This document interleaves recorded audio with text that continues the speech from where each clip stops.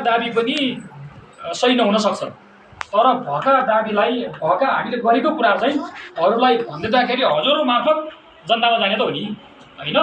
कुरा के हो भने अगाडि हाकिम साहबले भन्नुभएको थियो डिडिए गरेपछि पहिलो चरणको 641 जना हामीले डिडिएमसी पठाइसकेका छौँ हजुर।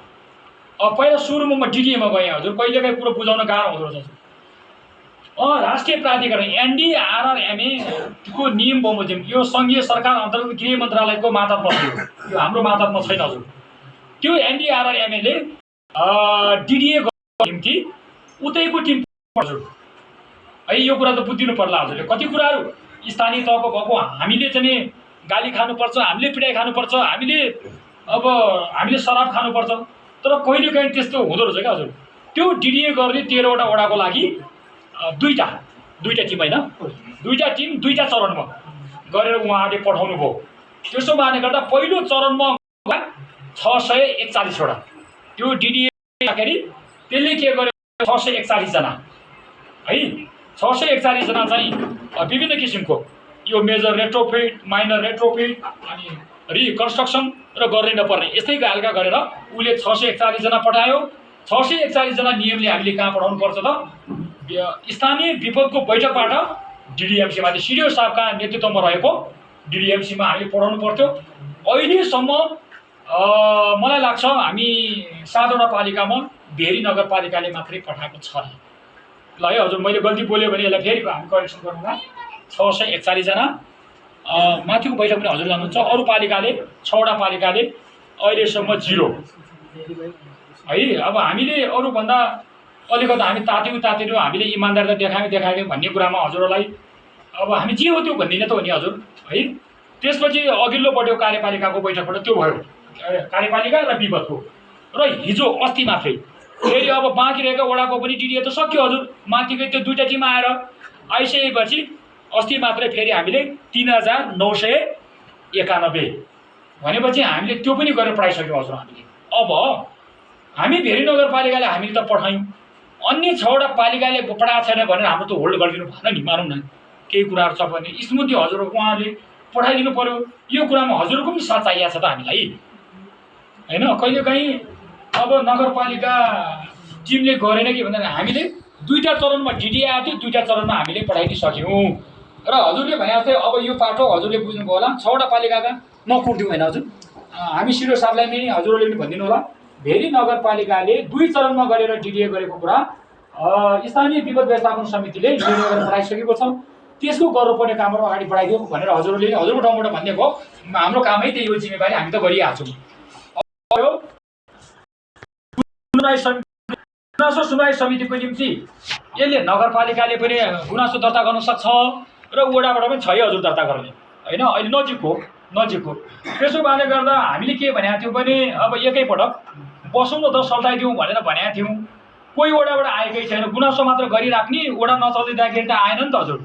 आउँदाखेरि तपाईँले वडाको नजिकै चिन्नुहुन्छ, जति छ 5-10 वटा पठाइदिनुहोस्, त्यसपछि हामी त्यसलाई कसरी फर्स्टआउट गर्ने हाम्रो लेभलबाट पालिकाबाट गर्ने फर्स्टआउट गर्ने हामी गरिदिन्छौँ, नभएको चाहिँ डिडिएमसीलाई पठाइदिन्छौँ। डिडिएमसी नगरेको एनडीआरआरएममा पठाउनु होला भने हिसाबले चाहिँ अब कति वडाबाट आए, कति वडाबाट आए 30-35 वटा आएको छ अरे हामी कहाँ है। त्यसमा चाहिँ वडा नम्बर 1 को आइदिनु पर्यो। हजुरहरूको कतिवटा आएको छ आएन भने त फेरि केही पनि हुन्न, प्रक्रियामा त छिर्दिनु पर्यो नि हजुर। त्यसो भएले गर्दा भोलि बिहान 8 बजे आएका 30-35 वटा कति आएको छ अरे त्यो हामीले फर्स्टआउट गरेर भोलि नै गरिदिन्छौँ। हामीले गर्न नसकेको कुरा हामी डिडिएमसीमा पठाइदिन्छौँ हामी ती। अब यो ढङ्गले हजुरहरूलाई भोलि हामी बस्दैछौँ। त्यसो भए 13 वडालाई अस्ति हामी 2 दिनको समय दिएर सबै तपाईँहरूका कति आएका छन् यस्ता अब गुनासो सुनवाई समितिमा लगेर छलफल चलाएर फर्स्टआउट गर्न सकिने भए गर्न मेहनत गर्ने, इमान्दारका साथ नसकिने भए डिडिएमसी हुँदै माथि एनडीआरआरएमएसँग पठाइदिनु पर्ने हो कि। बिचरा हाम्रो दुखी गरिब होइन, हामी यही वर्गको हो। अब त्यसले थोरै 50,000 छ भने त्यसले एउटा सपोर्ट गर्ला, 3 लाख पाउने हो कि 4 लाख पाउने हो कि। त्यसो भए त्यो ढङ्गले गरेका छौँ। र अब एउटा कुरा के समस्या देखेको छु भने मैले हजुरको अरू कुराहरू सल्टिन्छ जस्तो मलाई लाग्छ। एउटा चाहिँ जस्तै वडा नम्बर 1 को त्यस्तो समस्या छ कि छैन, जस्तो कि कुनै त्यो भूकम्पको बेला छ नि हजुरको एउटा पनि परिवारको सदस्य नभएर ऊ सबै कालीबारतिर गएको। म बुझाउँछु है हजुरहरूलाई। अब त्यति बेला त वडा अध्यक्षको नेतृत्वमा रहेको सर्वदलीय समिति थियो नि हजुर लाभराई पहिचान गर्ने। मैले गल्ती बोल्दै छैन नि है हजुर। वडा अध्यक्षको नेतृत्वमा त्यो सर्वदलीय समितिका कुरा पुर्याइदिने मान्छे नभएको भए त त्यो त लाभराईबाट छुटिरहेछ नि त अहिले, हो कि हजुर?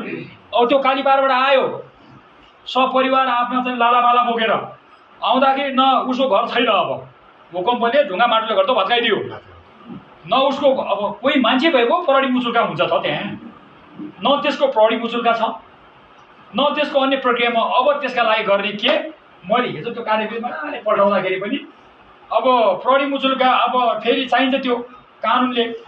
अब नेपाल प्रहरीले गर्न मान्ने कि नमान्ने त्यो कुरा चाहिँ प्रश्न खुलेको छैन क्या त्यहाँ।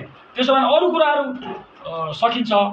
अब 2080 साल कार्तिक 17 गते भूकम्पको त्यसपछि त्यसलाई कसरी सल्टाउने, अब काम गर्दै जाँदा learning by doing by learning हुन्छ, त्यो आउला। त्यो यद्यपि मैले यस्तो समस्या आउन सक्छ भने मात्रै यस्तो देखिए कि कालीपारा गएका पतानी उठाएर यो त सत्य हो त। एकजना पनि जनतै त हो, त्यसलाई बाहिर हटाएर होला तपाईँ चौरतिर कोही होला होइन, डोरी काँडा होला, ऊ त न ऊ लाभराई भएको छ, न उसको घरको सर्टिफिकेट मुचुल्का भएको छ। प्रहरीले त गएन, प्रहरीले बुझ्ने हो कुरा। अब घरको कुनै एउटै मान्छे पनि छैन नि। त्यस्तो समस्याहरू आउँदा के गर्ने? हामी भोलि बिहान 8 बजेको अझै आज कोही छ भने हजुरको त्यहाँ ढाँचा छ, आजै पनि वडामा दर्ता गरेर भोलि पठाइदिएपछि भोलि एउटा चरणमा हामी सकिन्छौँ गुनासो सुनवाई समिति। अब डिडिएको दुईटै रिपोर्टबाट पठाएको सबै कुरा हामीले एउटा पनि बाँकी नराखेर हामी पठाइसक्यौँ हजुर।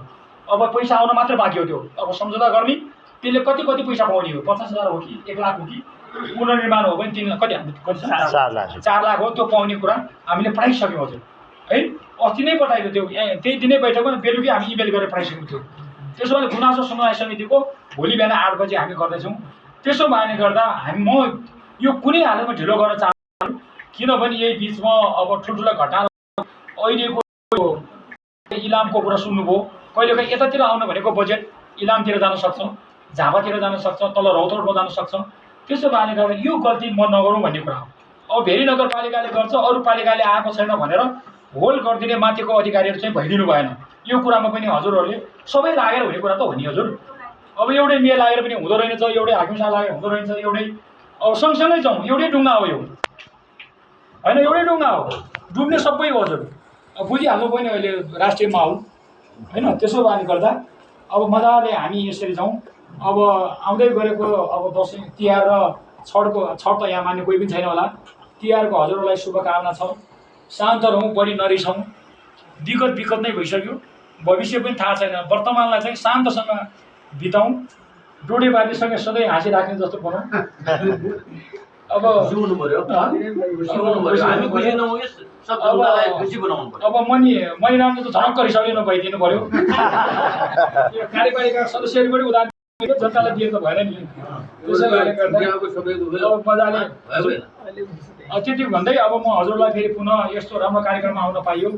अब अहिले राजनीतिक दल भन्ने बित्तिकै, राजनीतिक नेता भन्ने बित्तिकै कति बेला कहाँ घर आगो लाग्छ, कति बेला आफूलाई आगो लाग्ने हो। यो टुङ्गो छैन, यसका बिचमा तपाईँहरूसँग आउन पाइयो।